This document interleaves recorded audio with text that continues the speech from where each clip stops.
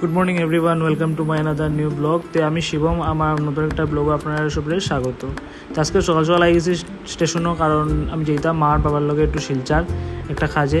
তো আইয়া দিই এখানে ট্রেন আই গেছে আর আমরা রয়ে গেছে বহুত লেট। আর এখানে যে জল আছে সিঁড়ির এই স্পিডে যদি দৌড়িয়ে নামি তো ফট করিয়া ফড়িয়া বট করে আমার কোমরটা যাইব গিয়া।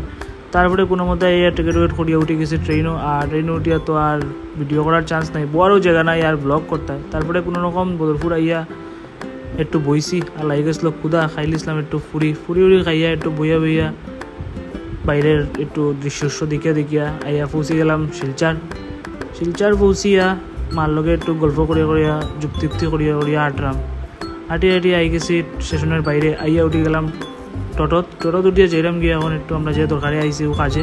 তা আপনারা সবাই ভাবতে পারেন হে দিকে একটা হিন্দি ছাড়িয়ে একটা আই গেল চলিত ভাষা হয় চলিত ভাষা আই গেলাম, কারণ দেখলাম এটা হিন্দি মাতিয়া স্টাইল মারিয়া লাভ নাই।